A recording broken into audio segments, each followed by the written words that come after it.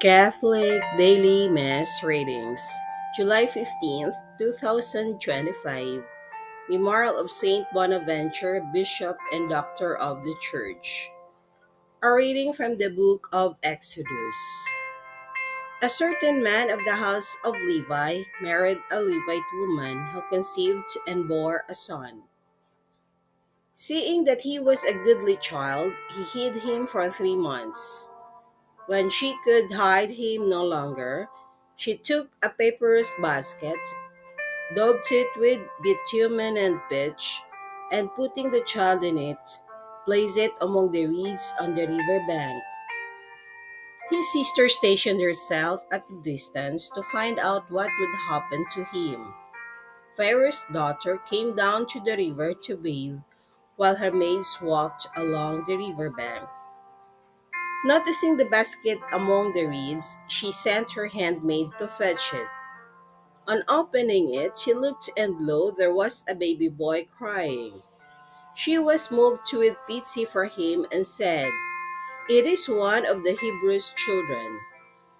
Then his sister asked Pharaoh's daughter, "Shall I go and call one of the Hebrew women to nurse the child for you?"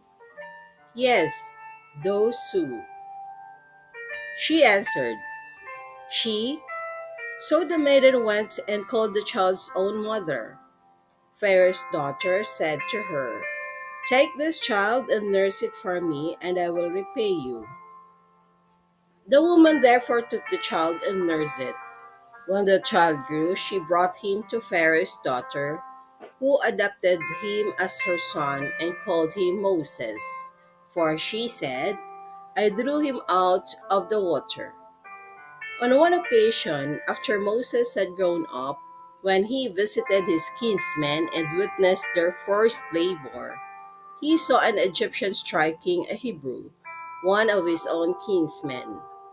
Looking about and seeing no one, he slew the Egyptian and hid him in the sand. The next day, he went out again, and now 2 Hebrews were fighting. So he asked the culprit, "Why are you striking your fellow Hebrew?"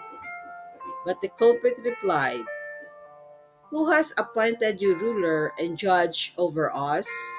Are you thinking of killing me as you killed the Egyptian?" Then Moses became afraid and thought, "The affair must certainly be known."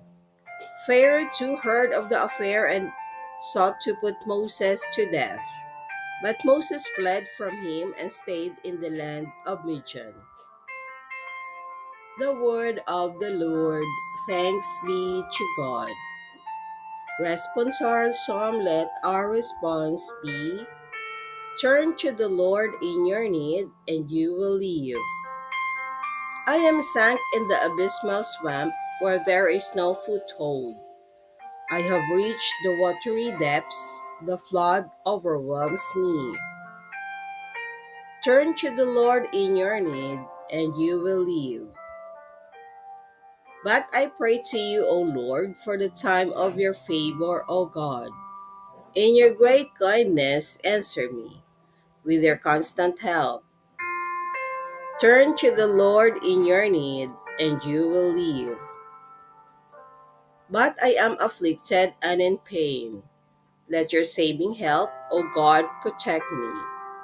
I will praise the name of God in song, and I will glorify him with thanksgiving. Turn to the Lord in your need, and you will live. See, you lowly ones, and be glad. You who seek God, may your hearts revive. For the Lord hears the poor, and his own who are in bonds he spurns not. Turn to the Lord in your need, and you will live.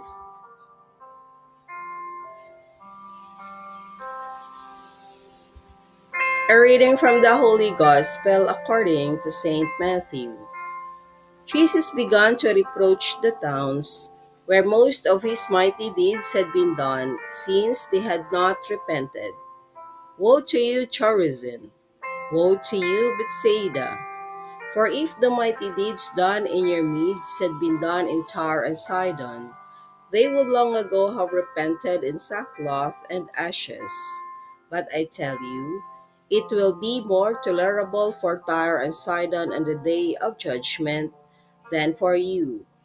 And as for you, Capernaum, will you be exalted to heaven?